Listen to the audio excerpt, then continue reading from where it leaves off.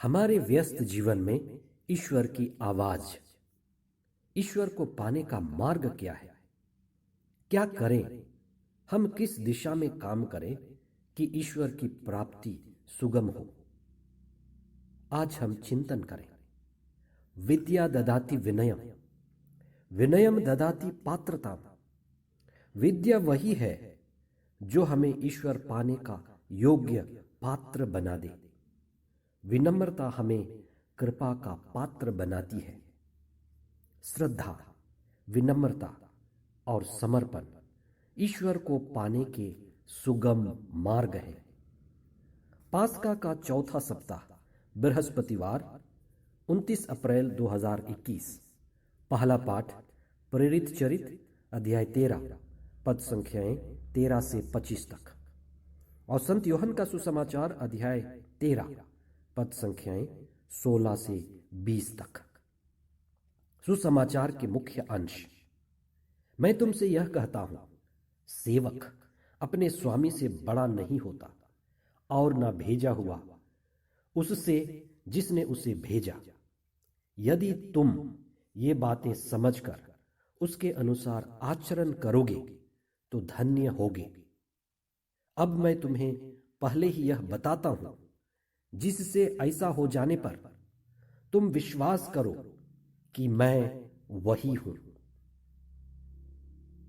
किसके नाश से मुक्ति है? कस्यस्य नासे ही मोक्ष।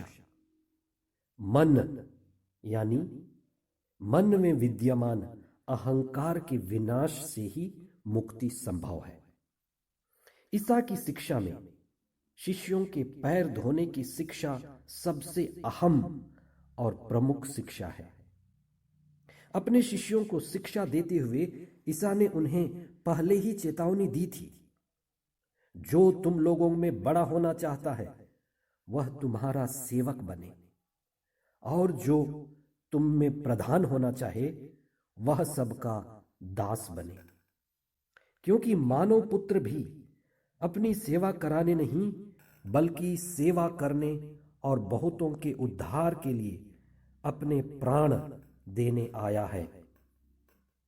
संत मती के सुसमाचार अध्याय 5 पद संख्या 3 में ईसा कहते हैं, धन्य हैं वे जो अपने को दीनहीन समझते हैं, स्वर्ग राज उन्हीं का है।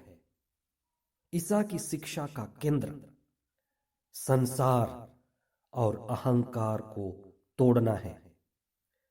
शिष्यों के पैर धोने का अर्थ था उनके अहंकार को चोट मार मार कर मिटा देना।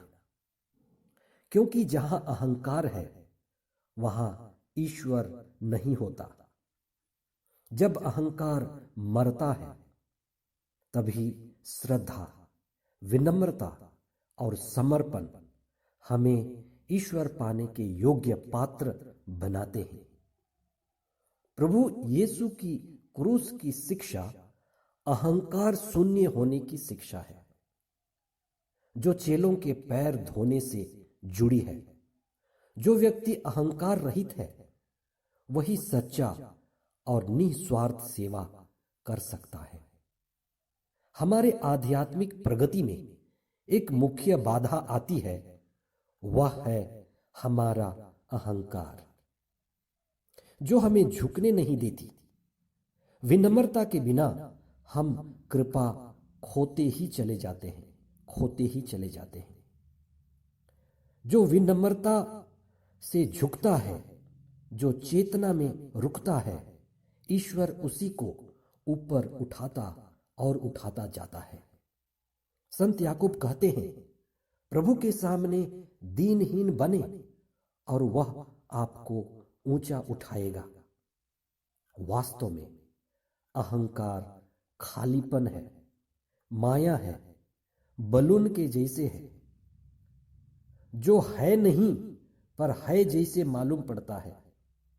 और जहां जहां पति पत्नी के बीच, भाई भाई के बीच, बहन बहन के बीच, परिवार में जहां भी अहंकार होगा वहां टकराव होगा। और हमारे दुख का एक प्रमुख कारण अहंकार है। आज आप इस पर विशेष चिंतन करें। अहंकार धन से आ सकता है, धन गया अहंकार जाता है। अहंकार पद से व सुंदरता से आ सकती है, पद गया, सुंदरता गई, अहंकार भी चली जाती है। अतः स्वयं को धीरे धीरे खाली करने में विनम्रता और समर्पण से हम ईश्वर को पाने के योग्य पात्र बनते हैं। अहंकार गई तब ईश्वर की झलक जरूर मिलनी शुरू हो जाएगी। अपने पहली मिशन यात्रा में संत पौलुस और बरनबास पिसिदिया में लोगों को मुक्ति का इतिहास बताते हुए ईश्वर के चुने हुए महान नबियों, राजाओं, धर्म गुरुओं और चरवाहों आदि के योगदान की चर्चा कर रहे थे। वे सबके सब विनम्र थे और योग्य पात्र सिद्ध हुए। माता मरियम ने कहा, देख मैं प्रभु की दासी हूं। संत यूहन्ना बपतिस्ता ने कहा, ईसा बढ़ते जाए और मैं घटता जाऊं। आइए आज हम विशेष प्रार्थना करें।